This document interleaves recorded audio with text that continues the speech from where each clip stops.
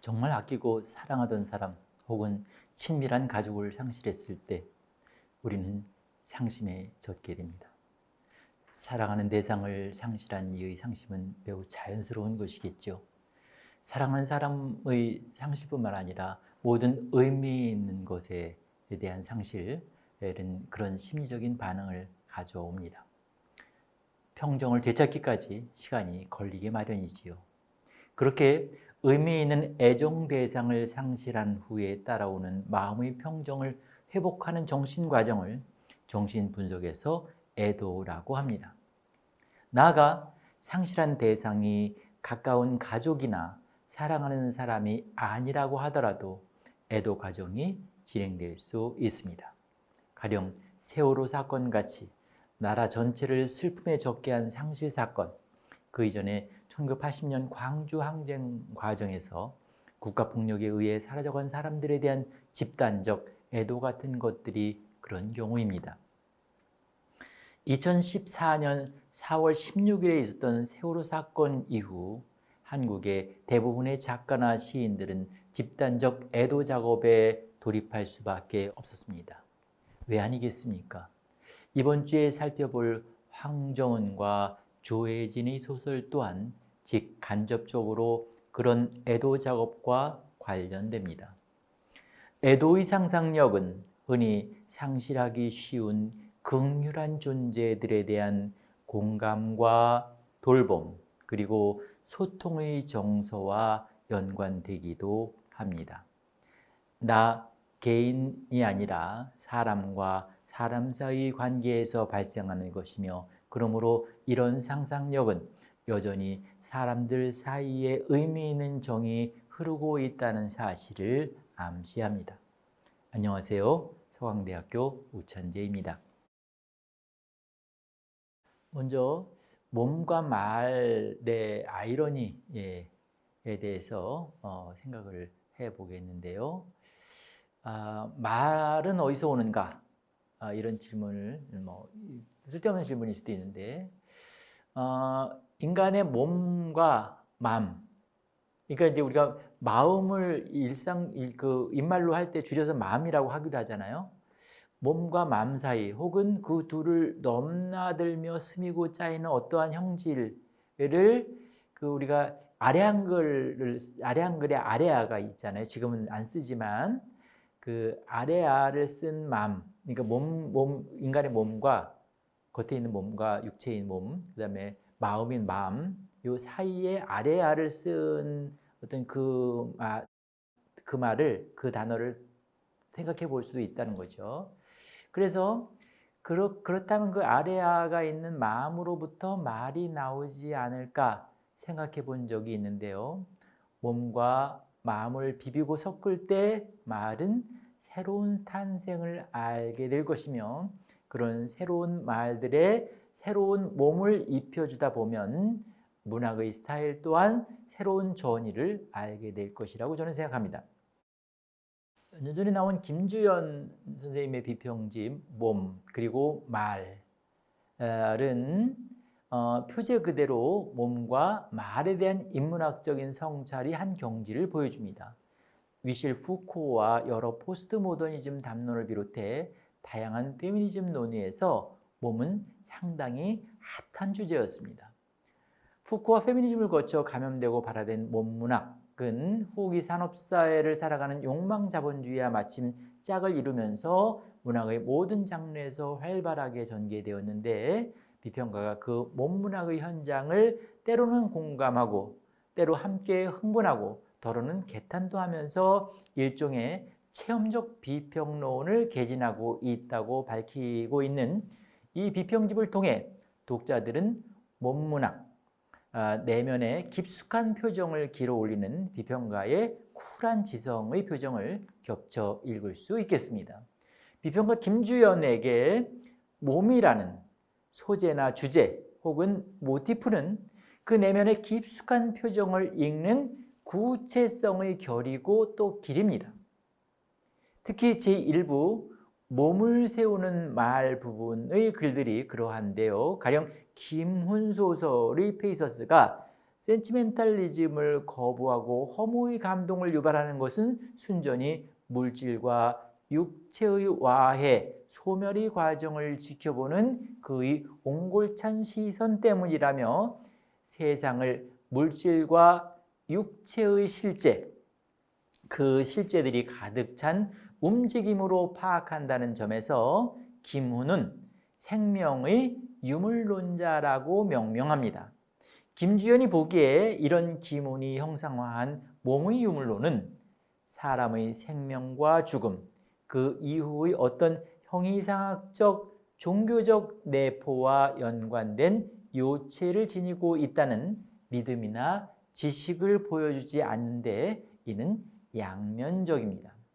그 몸의 유물론은 한편에서는 소멸에 따른 허무감 대신 서늘한 비애의 감동을 빚어내는 미학적 생산성이 있지만 다른 한편에서는 죽음 이후의 세계에 대한 사람들의 믿음과 그 축적까지 헤아리거나 감당하려 하지 않는다는 점에서 아쉬움이 있다고 김주연은 생각합니다. 그런가 하면 이성복 씨는 사회적 상황과 연관된 몸의 부패에 대한 절망감의 소산이며 예술적 우울의 소산이라고 얘기하는데요. 7번째 이성복의 시집 레어의 반다라가 이성복 씨의 한 절정을 보여주면서 시가 예술일 수 있는 한 전형을 동시에 보여준 것은 추억의 생매장을 통해 푸른 나무를 식목하는 독특한 몸의 상상력 덕분이라는 겁니다.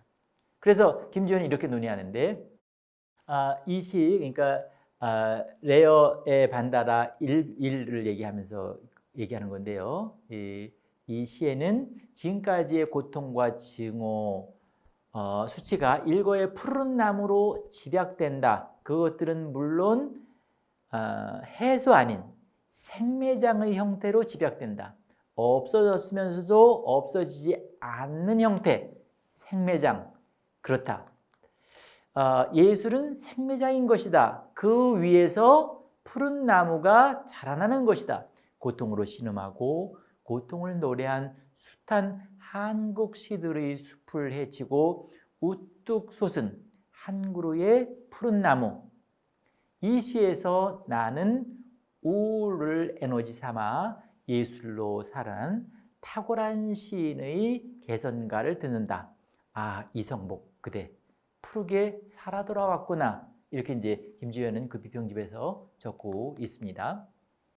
또 소설가 김중혁과 시인 김원의 문학을 기계가 몸을 대체하기 시작한, 혹은 맥로원식으로 말하면 몸의 연장으로서 기계가 활성화되기 시작한 21세기 문학의 징조들을 예표한다고 생각하면서 김중혁의 소설에서는 좀비가 된 몸과 그 몸들이 빚어내는 말들이 엇박자에 주목하고, 김원의 시에서는 기계가 된 말들과 그 말들로 인해 무관해지고 공허해지는 자아와 주체의 위기 상황을 극적으로 환기하고 있음을 읽어냅니다. 모두가 움직임으로 특별히 자아라고 할 것이 없는 세상이 되어가고 있다. 나는 나대로, 너는 너대로, 민주주의라는 이름 아래 모든 권위는 해체되고 가정마저 뿔뿔이 제각각이다. 이들 옆에서, 아니 그 위에서 이들을 관리하는 것은 기계다. 그러니 서로서로 무관해질 수밖에 없다.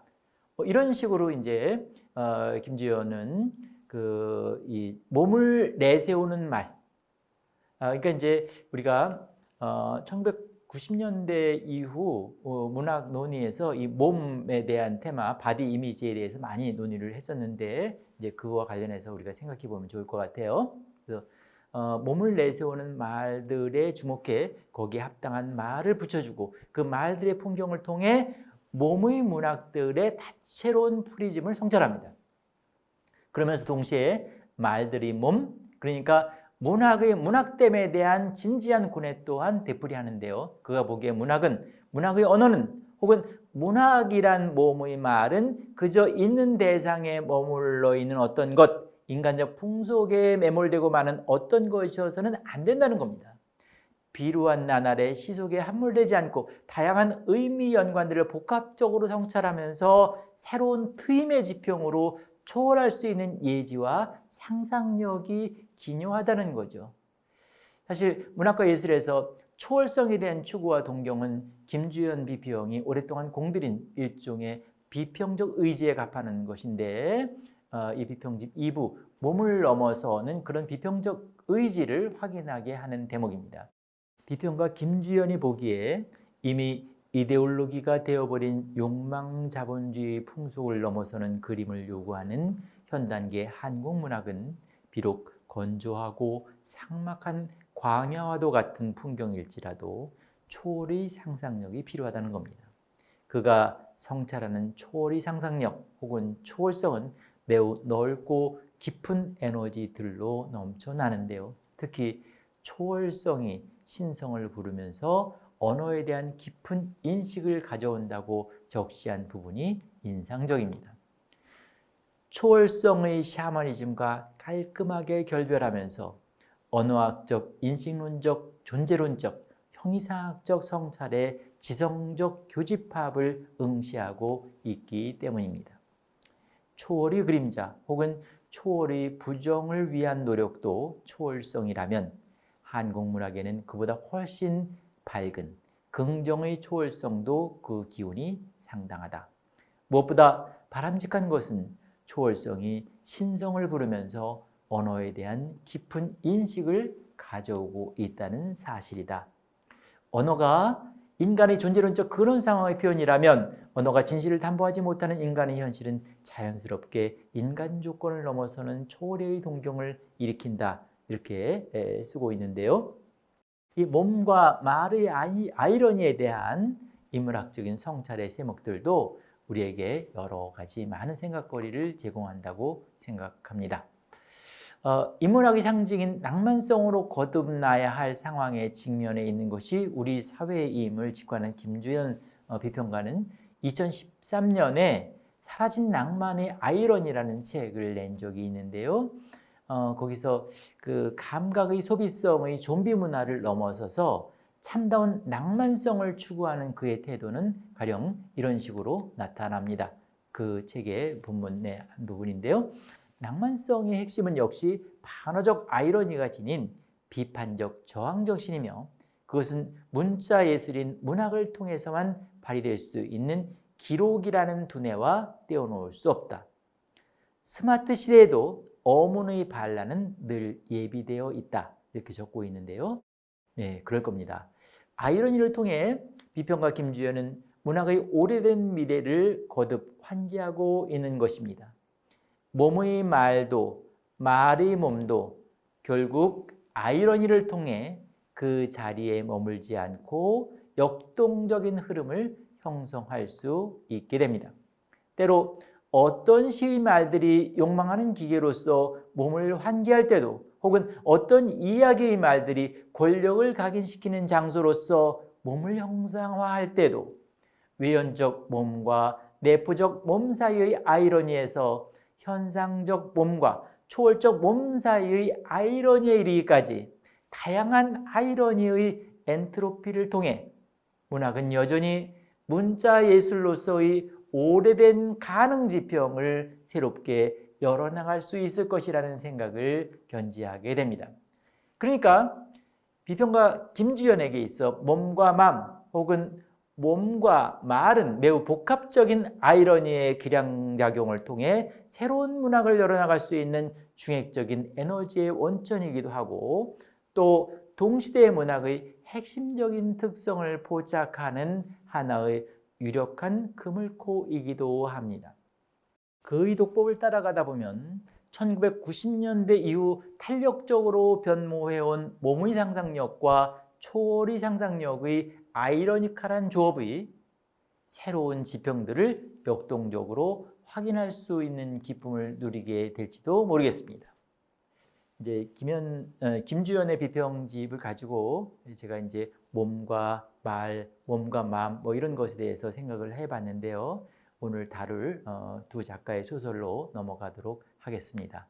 이게 이제 애도라는 것이 살아남은 몸이 가지고 있는 마음의 윤리라는 그런 생각을 하게 되는데요. 홀로코스트나 전쟁 혹은 가공할 만한 대재난이 지나간 자리에는 오로지 두 부류의 몸들밖에 없을 겁니다. 그 재난에 휩쓸려 먼저 돌아간 몸들과 살아남은 몸들이 그 둘입니다. 아우슈비츠에서도 그랬고 1980년 5월 광주에서도 그랬고 또 2014년 4.16 때도 그랬습니다. 그럴 때 살아남은 몸들이 공통 윤리는 흔히 애도와 통합니다. 세월호가 침몰한 4월 16일 이후 대한민국의 많은 것들이 함께 침몰했다며 애도의 물결로 출렁거렸습니다. 문학 또한 가장 예민한 애도의 매체였기에 애도 윤리를 통해 새로운 성찰의 지평을 열고자 했습니다. 가령 황정은의 웃는 남자라는 작품을 보시겠습니다. 오랫동안 나는 그 일을 생각해왔다 라는 문장에서 시작해서 오랫동안 나는 그것을 생각해왔다 하는 문장으로 끝나는 이 소설은 그야말로 오래 생각하고 오래 애도하고 오래 성찰하면서 쓴 소설로 보입니다. 서사적 문제의식도 웅숭 깊을 뿐만 아니라 잘 짜인 구성이나 빈틈없는 형상화 전략 등 여러 면에서 인상적입니다. 나날의 삶에서 저도 모르는 사이에 빠져들게 되는 무반성적 매너리즘에 대한 예리한 성찰을 통해 진실한 애도의 지평을 모색한 소설입니다. 먼저 애도에 대해 말씀드려 보겠습니다. 주인공은 사고로 먼저 간 디디를 애도합니다. 함께 버스를 탔다가 당한 교통사고 순간에 디디를 붙잡지 않고 또는 붙잡지 못하고 자기 가방을 붙잡았다는 죄책감에 사로잡히기도 하면서 그럼 도대체 왜 그랬을까 생각하고 또 생각합니다. 어두운 방에 칩거하면서 거의 단군 신화에 나오는 곰의 패턴처럼 그렇게 암굴 같은 공간에서 미친 듯이 단순하게 지내면서 미친 듯이 깊이 있게 생각합니다. 여기서 단순하게 살기는 곧 단순한 몸되기와 통합니다. 주인공은 거처하는 공간의 벽에서 시계를 떼어내고 벽지를 뜯어낸 등으로 공간의 몸을 단순화합니다. 마찬가지로 화식을 하지 않고 생식을 하는 것으로 자기 몸도 단순화하려 합니다. 육체와 공간의 몸 양자를 공이 단순화하면서 오로지 애도에 집중하려 했던 그의 사정은 그러나 그리 단순치 않습니다. 주인공의 아버지 또한 애도 작업을 필요로 했던 인물입니다. 늘 당당하기만 했던 아버지가 단 한 차례 자기 실수를 인정한 적이 있는데 사고로 목공소 직원을 잃었을 때였습니다. 해지 아저씨라 불렸던 직원이 교통사고를 당한 직후 현장으로 달려간 아버지는 보호자로 응급차에 동승했습니다. 의식은 있지만 머리가 자꾸 부풀어 오르는데 그는 자꾸 말을 하려고 안간힘을 썼습니다. 그러자 아버지는 안정을 취하는 것이 좋을 것 같다는 생각에서 가만히 있으라고 말합니다. 그럼에도 그가 자꾸 말하려 하자 아버지는 가만히 좀 이렇게 닥치고 있으라고 열불을 냅니다. 그 말에 눈을 감더니 해지 아저씨의 얼굴은 이내 파래지고 끝내 말 한마디 못한 채 육신을 거둡니다. 아내와 딸에게 남긴 마지막 말 한마디라도 전해 듣고 싶어 했던 그의 아내 앞에서 아버지는 어쩔 줄 몰랍니다. 보통 그럴 거 아니에요? 이제 운명을 못했으니까 그 아내는 혹시 남기고만 간 말 없었나요? 그랬을 텐데 이 아버지가 말하면 더 안 좋아질까 봐 가만히 있으라고 했으니까 말을 못했잖아요. 그러니까 더 난감할 수밖에 없었겠죠. 가만히 있으라고 했던 아버지의 말과 그 말을 듣고는 가만히 있다 말 한마디 남기지 못하고 죽어간 해지 아저씨의 서사단위를 거치면서 누구라도 세월호 전국의 알레고리로 웃는 남자를 읽을 수 있겠습니다. 그러나 생각이 많은 작가 황정은은 단순한 알레고리를 넘어서 더 많은 것을 생각하도록 다채로운 서사소들을 복잡하게 배치했습니다. 은근히 스며드는 서사소들 또한 어지간했습니다.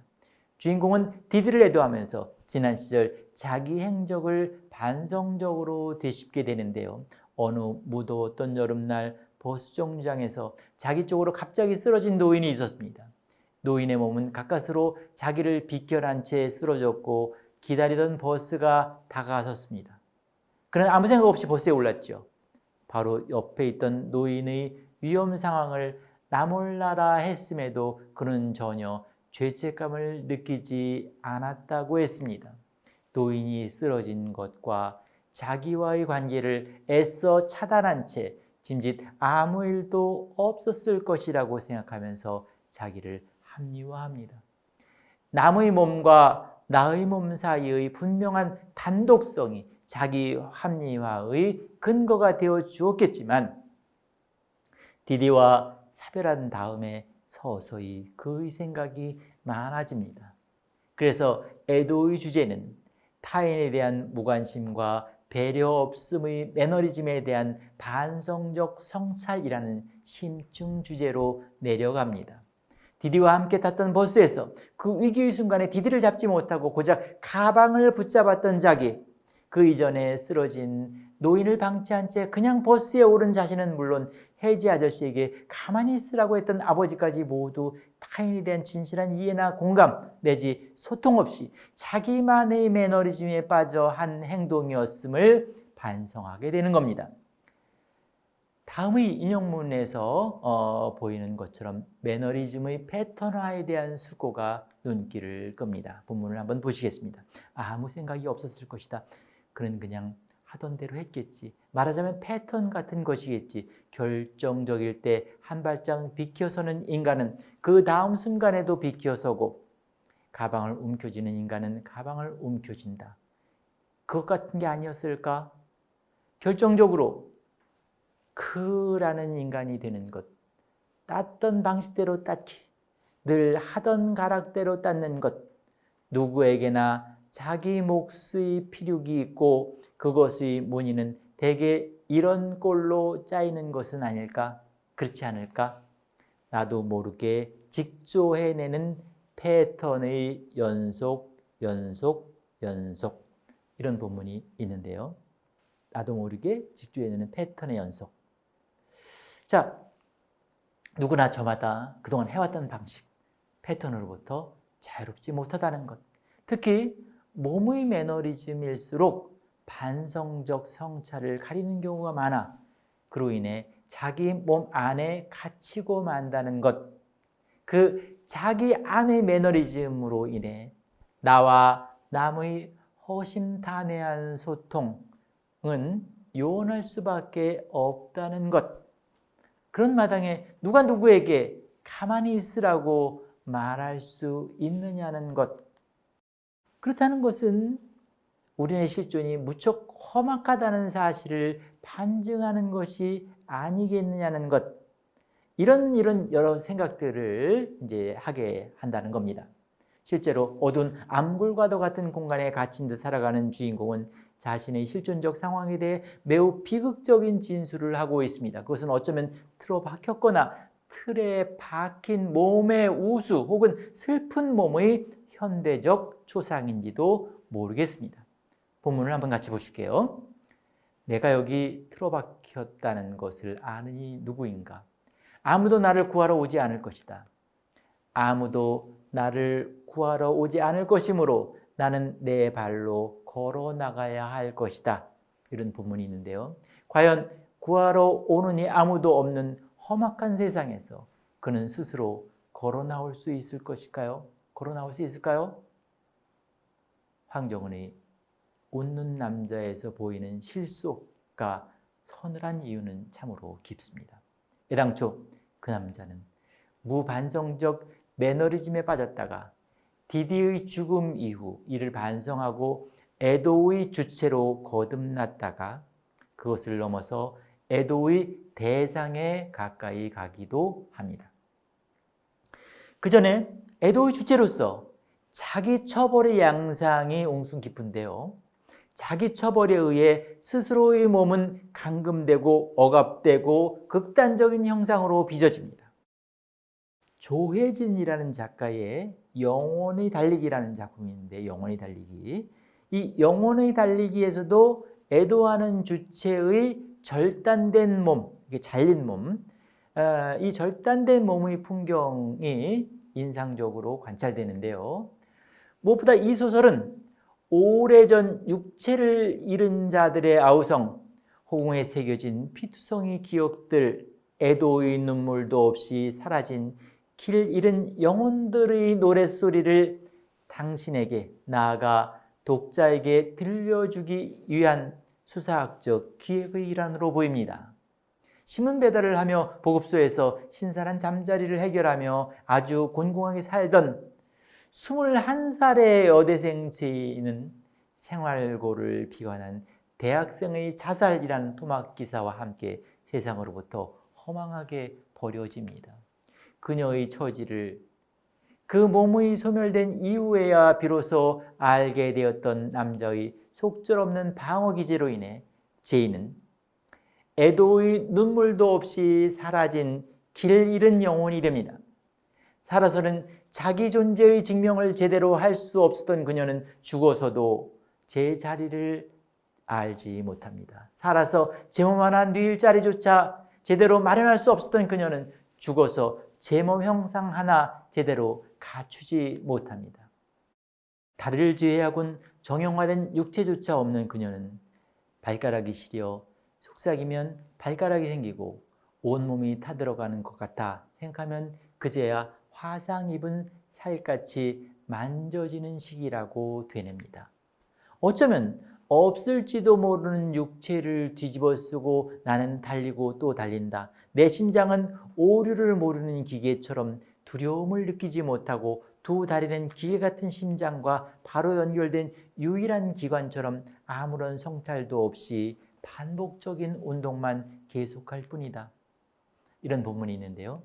이런 본문에서 보는 것처럼 기계 유령 혹은 유령 기계 같은 이 몸 아닌 몸으로 그녀는 타인의 꿈으로 이어지는 수많은 문들을 찾아 영혼의 달리기를 합니다. 왜 달릴까요? 왜 타인의 꿈으로 이어지는 문들을 그토록 찾아 헤매는 것일까요? 왜 그럴까요? 다름 아니라 위로받기 쉽기 때문이겠죠. 뭔가 자기를 알아봐주고 너 정말 힘들었구나 이런 말 한마디 듣고 싶었겠죠. 애도의 눈물이 대상이 되고 싶었겠죠. 하지만 많은 사람은 진정한 상처의 현장을 직면하는 것을 두려워합니다. 그러고 싶어 하지 않습니다. 기억하고 싶지 않은 장면이라면 애써 회피하고 싶어 하죠. 불안에 처하고 싶지 않아서입니다. 슬픔의 현장을 회피하면서 자기 합리화를 서둘러 획책하려는 사람들은 종종 이렇게 항변하고 싶기도 할 겁니다. 폭력과 죽음, 공포와 분노, 슬픔과 고통 이런 것들을 예민하게 느낀다고 해서 내 인생이 뭐가 달라지는 거냐고 이렇게 항변하고 싶어 할지도 모르죠. 그런 당신 때문에 유령기계의 절단된 몸은 말 못할 고통에 빠집니다. 말을 할 수 있는 몸도 없는 처지이니 더욱 딱할 따름입니다. 본문을 더 보시면 언어도 없고 언어를 조직할 수 있는 혀와 입술도 없는 나는 아무 대답도 하지 못할 것이다. 그저 당신이 거기에 있었고 내가 당신을 발견했다는 것을 당신이 알아주길 기도할 뿐 위로가 되기를 간절히 염원하면서 이런 본문이 있는데요. 위로가 필요하다고 했습니다. 위로를 간절히 염원하다고 했습니다. 위로가 필요한 그러니까 애도의 눈물도 없이 사라진 길 잃은 영혼은 물론 살아서 그녀와 제대로 소통할 수 없었고 그녀가 죽어서도 제대로 애도할 수 없었던 남자, 즉 당신이죠. 남자 역시 결박된 새의 이미지를 벗어나지 못합니다. 본문을 보시면 하얀 새 한 마리가 강 한가운데를 둥둥 떠다니다가 파닥파닥 날개짓을 한다. 새는 날지 못한다. 물에서 채 빠져나오지 못한 새의 두 마리가 그새 얼어버린 강에 결박된 탓이다. 날지 못하는 새가 길게 운다. 이런 본문이 있는데요. 그러니까 이 영원한 달리기라는 작품은 에도의 윤리와 관련한 요구의 서사입니다. 당신의 꿈의 문에 틈새 들어가서 에도를 환기함으로써 스스로도 위로받고 당신에게도 치유의 지평을 마련해 주려는 교감의 이야기입니다. 그러나 결박된 채 날지 못하는 현실에서라면 위로는 멀고 환멸은 가깝습니다. 빛의 호의라는 아주 빛나는 작품이 있는데요. 이 빛의 호의라는 작품에서 조혜진은 환멸을 넘어서는 생명의 이야기를 통해 에도의 윤리가 능동적인 실천성을 획득할 때 빚어낼 수 있는 의미심장한 아우라를 탐문합니다. 짧은 단편 안에 다채로운 서사적 레퍼토리를 인상적인 비유와 장치들로 엮으면서 시대정신을 관통하고 인간다움의 한 극점을 성찰하는 수준이 참으로 어지간합니다. 소설은 소설자 나와 분쟁 지역에서 보도사진을 찍는 젊은 사진작가 권은의 20여 년 인연과 기억을 복원하는 이야기 안에 권은이 사진 작업을 하면서 공감했던 알마 마이어라는 유대인 여성의 사연을 끌어안는 구조로 짜여 있습니다. 그런 구조로 어둠의 상황에서 생명의 빛으로 이룰 수 있는 가능성과 죽임의 현실에서 사람을 살린다는 것의 참 의미를 궁리하죠. 소설자 나는 곧 초등학생이던 13살 때 담임교사의 권유로 학교에 나오지 않는 권은의 집을 방문합니다. 가난하기 짝이 없는 어두운 방에서 스노볼만이 빛을 발하는 가운데 권은은 가엾게 웅크리고 있었습니다. 그녀의 처지에 연민을 느낀 나는 집에 있던 후지사 필름 카메라를 가져다 줍니다. 그것이라도 팔아서 일용할 양식을 해결했으면 하는 그런 긍휼한 마음이었습니다. 그러나 카메라는 단순히 사진을 찍는 기계장치가 아니라 다른 세계로 이어지는 통로임을 일찌감치 간파한 권우는 카메라를 파는 대신 어둠 속에서 셔터를 누르면서 어둠을 가로지르는 빛의 황홀을 감각하는 가운데 죽음과도 같은 고통을 견딥니다. 길을 잃은 채 울먹이며 헤매고 다녀야 했음에도 불구하고 그 카메라 덕분에 그 카메라를 가져다 준 친구 덕분에 살 수 있었다고 생각하는 그녀는 나중에 자신의 블로그를 통해 반장에게 쓴 편지에서 사람을 살리는 일이야말로 아무나 할 수 없는 위대한 일, 사람을 살리는 일이야말로 아무나 할 수 없는 위대한 일이라는 메시지를 전달합니다. 그런데 이 메시지는 사람을 살리는 일이야말로 아무나 할 수 없는 위대한 일이라는 이 메시지는 실상 알마 마이어와 그녀의 아들 노먼 마이어의 이야기에서 비롯된 것이었습니다. 1916년 벨기에에서 태어난 유대인 여성인 알마 마이어는 어렵게 오케스트라 바이올리니스트로 활동했지만 1940년 유대인 등록령으로 해고됩니다. 유대인 수용소로 끌려가 속절없이 죽음을 맞아야 했던 처지였죠. 그런데 호르니스트 장베른이 그녀에게 은신처를 마련해 줍니다. 창도 없는 어두운 창고에서 알마 마이어는 장이 마련해 준 음식과 그가 보내준 악보 덕분에 살 수 있었습니다. 아픈 건 없다고 살아있는 한 그 모든 아픔은 위로받고 치유받기 위해 존재하는 것이라고 속삭이며 조명이 없는 무대에서 관객의 박수를 받지 못한 채 소리가 없는 연주를 할 수 있었던 것은 오로지 폭력적 정치 상황과 상관없이 유대인 여성에게 베풀었던 비유대인 남성 장의 사랑 때문이었습니다. 장이 건네준 악보는 어둠 속을 가로지르는 빛이었습니다. 상황이 더 어려워지자 장은 국경 밖까지 알마 마이어를 데려가 탈출시킵니다. 미국으로 건너가는 배 위에서 알마 마이어는 장의 아이가 자기 뱃속에 있음을 알게 됩니다. 어렵게 미국에서 아이를 낳고 얼마 후 장의 생존 소식을 알게 되었지만 이미 다른 여자와 결혼한 그를 위해 연락하지 않고 홀로 아들을 키웁니다. 20세기 세계사적 비극을 안고 태어난 아들 노먼 마이어는 자라나 아버지 장의 인생에서 가장 잘한 일이 전쟁에서 죽을 뻔한 한 여성, 즉 자기 어머니죠. 한 여성을 살린 일이라고 생각하며 그 유지를 이어받아 실천하기로 결심합니다. 물론 어머니도 같은 생각이죠. 그는 팔레스타인 전쟁터의 난민 지역에 구호품을 전달하러 가던 중 피격으로 사망합니다. 그가 했던 말이 그랬습니다. 사람을 살리는 일이야말로 아무나 할 수 없는 가장 위대한 일이라고 나는 믿어요. 라고 말했던 겁니다. 그 피격당한 트럭에서 살아남은 생존자 중의 하나가 사진작가이자 다큐멘터리 감독 헬게 한센입니다. 소설자 나는 권은이 제공한 정보를 바탕으로 관심을 확대 심화하던 중 헬게 한센의 다큐멘터리 사람들을 관람하게 되는데요.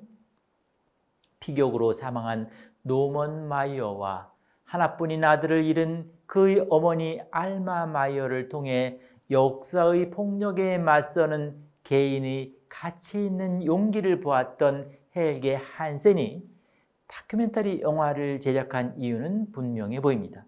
나는 생존자고 생존자는 희생자를 기억해야 한다는 것 때문이죠. 생존자는 희생자를 기억해야 된다. 한센의 다큐멘터리는 곧 에도의 필름이었던 셈입니다. 에도의 필름은 에도의 대상 영혼은 물론 에도의 주체, 그러니까 에도 의례의 관람자들에게까지 의미 있는 영혼의 빛을 선사합니다. 많은 이들로 하여금 빛의 호의 안에 들게 하지요. 헬게 한센의 다큐멘터리를 이해하는 과정에서 소설자 나는 권은가의 기억도 완벽하게 복원합니다. 헬게 한센은 살아남은 자로서 죽은 노먼 마이어의 이야기를 다큐멘터리에 담았었죠. 애도 작업의 일환이었습니다. 사진에 대한 헬게 한센의 신념과 사람을 살리는 문제에 관한 알마 마이어, 노먼 마이어의 철학을 존중했던 권은은 시리아 난민 캠프로 가 사진으로 현장을 증거하다가 심한 부상을 당합니다.